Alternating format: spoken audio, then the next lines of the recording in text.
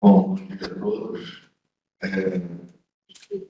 Ele fica em cima de todas as memórias, nosso secretário. Pode tomar.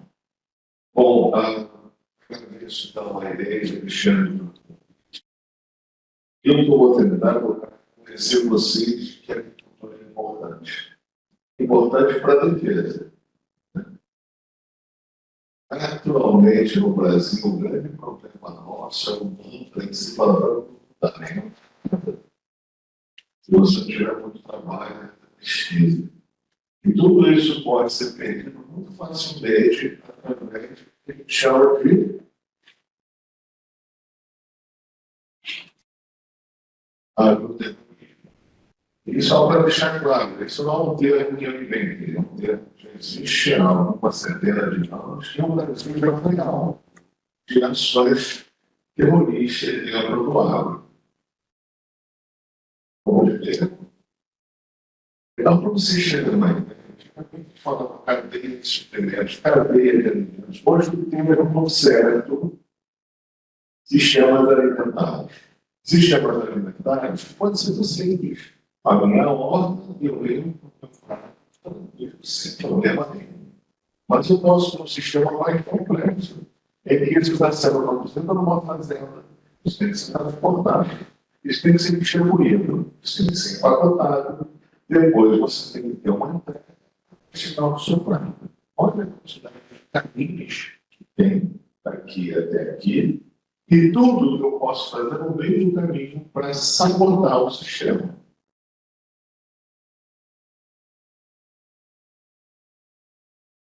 Então, dentro da tipologia do terrorismo, nós temos o bioterrorismo, que se caracteriza mais pelo impacto humano, embora também tenha animal humano.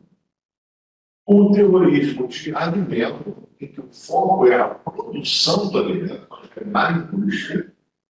E nós temos o agroterrorismo, que é aquele que se foca na produção agropecuária propriamente dita.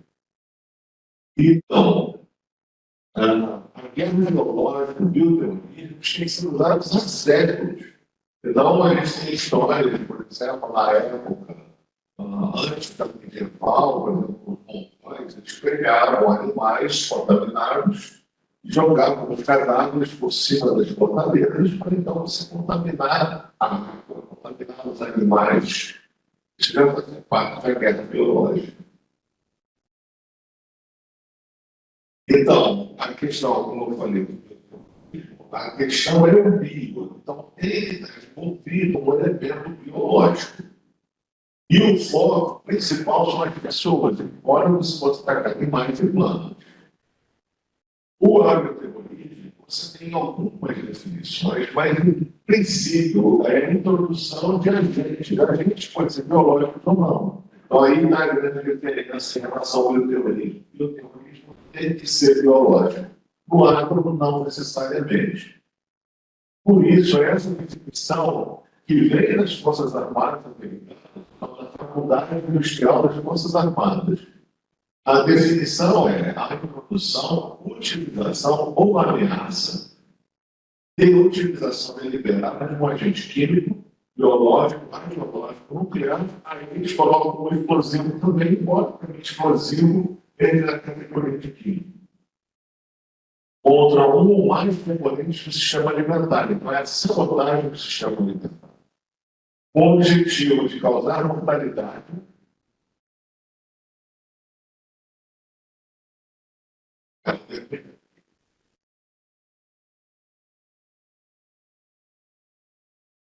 causar mortalidade e morbidez, ou seja, doença.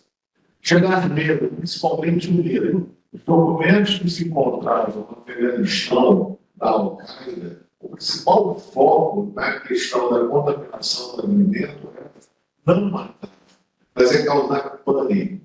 Por quê? Porque em cidades, na realidade, de pessoas, assim como a gente fala com amontoado de rebanho, de animais. Quando você, no rebanho, causa o medo de um, isso espalha e você um estouro do rebanho. No ser humano, é praticamente a mesma coisa. É só você causar o pânico, isso se espalha de uma tal maneira que o controle é muito difícil. E a gente ainda tem uma outra tipologia, que é o agrocrime. Mas o agrocrime é mais fácil, porque aí você quer o lucro ilegal ou é a vingança. Por exemplo, teve uma fábrica nos Estados Unidos em que a carne foi contaminada com produto do tabaco, nicotina. Foi contaminada com nicotina e foi distribuída. Mas ali foi simplesmente vingança de uns trabalhavam lá. Bom, fazendo uma análise bibliométrica, a gente começa a ver que há um terrorismo falado no mundo inteiro. Quando tem foco no terrorismo, eu diria que 10% falam do terrorismo, mas o agroterrorismo é menos que 1% do que é citado. Mas o que eu quero mostrar para vocês é o impacto que isso pode ter na vida do país. Então, por que o agroterrorismo é atrativo? Ele é atrativo porque ele se espalha rapidamente. Práticas de doenças são comuns na agropecuária. É só ligar o povo rural, você vai ver um monte de doenças sendo faladas. Contudo, esses incidentes, se forem causados, podem não ser imediatamente reconhecidos como um ataque. As infecções do seres humanos, você tem um sistema de saúde, um sistema de emergência. Nos rebanhos e nas plantas, você, na realidade, considera isso como os riscos naturais de produção. Mas pode não ser. A sofisticação para desenvolver uma arma baseada num patógeno, para vegetal ou animal, é 1000 vezes mais fácil do que eu planejar um ataque biológico ao ser humano, principalmente na questão da disseminação. E uma pequena quantidade de patógeno é necessária para causar um surto. O ser humano, não. Por isso ele é muito atrativo. E por que, então, ele é importante? Bom, eu comecei dizendo que isso aqui são os documentos mais recentes de segurança e estratégia de defesa de alguns países. Eu só peguei de 2020 para cá. Ou algum que se baseasse no documento mais antigo que continua funcional. Aqui eu não brilho. O problema é a segurança na cadeia de produção de alimentos com alvos de terroristas que estão iniciados no terrorismo. Quando a gente pega a França, de 2017, ela fez um review em que ela só adicionou alguns problemas. Então, de 2017 continuou ativo. Eles aqui deixam muito claro a palavra água. Por quê? Porque eles consideram que os sistemas de produção de alimentos, orientados das indústrias, são um sistema muito complexo e aberto a ser diferente. Esse daqui é o da Holanda. E aqui na Holanda é interessante que eles já têm medo dos ataques cibernéticos na cadeia de suprimentos, na produção de alimentos e na produção de energia. E as consequências são severas. Lembremos que a Holanda no meio e ela tem vários países, tem várias colônias, são bem colônias no Caribe. E nós temos aqui um índico só para o terrorismo dos Estados Unidos. Eles, na realidade, são os grandes países que têm uma preocupação com o terrorismo. Por quê? Por toda a atividade terrorista a partir de setembro de 2001. E eles também foram os alvos mais recentes de ações terroristas, porque a gente não pode esquecer que o antrax é, em última instância, carbono, que é uma doença tranquila. Então, existe uma relação entre animais e doenças humanas. E quando você tem a possibilidade tanto de engordamento, ou seja, de passar de uma espécie para outra, aí está o problema, que foi a questão da Covid. Então, em todos os trabalhos que a gente fala em sinalização, a primeira coisa que a gente faz é uma análise de risco simples, que é a análise de probabilidade de qualquer impacto. Em todos os textos que eu já vi, o menor que seja a probabilidade, mas o impacto é catastrófico. Então, no mínimo, você considera como um risco médio, mas normalmente um risco alto. E no cenário atual, muito interessante, esse trabalho de 2020, e eu já abri a atenção, já achei curioso você chamar uma Força Aérea para falar sobre isso, porque a Força Aérea Americana é quem puxa a questão do terrorismo, através do seu centro de dissuasão que fica em Alabama. Esse texto está na internet, então, análise do terrorismo, é um levantamento da segurança e defesa nacional, estratégias e capacidades. Então, eles consideram o terrorismo uma coisa muito séria. E eu, quando fiz o curso da Escola de Guerra, tive a oportunidade de viajar nos Estados Unidos e dar para o secretário de defesa americano, e eu tive condições de fazer uma pergunta para ele, exatamente sobre essa questão diária do terrorismo. Mas essa pergunta foi um pouco mais enfática, aí ele só viu e falou, próximo. Ou seja, a situação séria, eles não falam, eles não discutem, porque eles sabem que eles têm um sistema muito complexo, é que muita coisa vai para os Estados Unidos, muita comida os Estados Unidos não produzem, ele compra. E quando vem de um país estrangeiro, aí está o problema.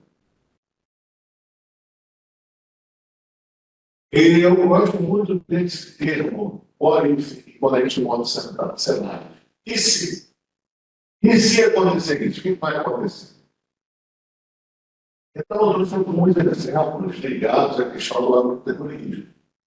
Uma geneticamente modificada, deve ser uma plataforma não reconhecida de bioterrorismo ou PT, ou seja, no caso de agroterrorismo, já que são plantas cultivadas, a resposta é a forma, as tecnologias novas de edição genética que permitem manipular e não posso ser utilizado como uma arma. Como, Daniel, você poderia explicar? Por exemplo, todo mundo deveria, ou até os americanos demonstram, muitos americanos têm problemas alergênicos com amendoim. Olha, aquela proteína que causa essa alergia, eu simplesmente posso evitar e colocar no arroz. E o cara vai comer um arroz com a proteína alergênica, vai passar mal, não vai saber por quê. Chegaram-se aqui efeitos genéticos que são raciais. Eu posso, através do alimento, fazer com que eles piorem. A ficção científica. Aí eu vou falar, ficção científica é a melhor forma de ser a realização que existe. Esse daqui eu achei mais interessante. O grupo de inteligência artificial como na escala biológica. Então, eu tenho dois estudos que demonstram claramente que eu posso usar o chat e outras formas de inteligência artificial não para criar, mas no final vai ajudar no planejamento e na execução do ataque biológico, que para mim é a mesma coisa. E, se eu não me engano, não, um pouquinho mais. O mais recente foi no MIT. Então, um professor que pôs alunos para disciplinamento de inteligência artificial, de 3 grupos. Isso aconteceu agora, em 2022. Eles tiveram 1 hora para planejar o desenvolvimento de uma arma biológica, só usando esses softwares de inteligência artificial, chat e outros mais. Ou seja, resultado, em 1 hora, eles não só desenvolveram sinteticamente o patógeno, descobriram o que podia produzir, também eles poderiam comprar os suprimentos para produzir, e quem poderia fazer com aquele nível de edição, qual a indústria que podia fazer, sem perguntar para eles o que eles queriam, qual era o objetivo. Isso tudo em 1 hora, alunos de inteligência artificial.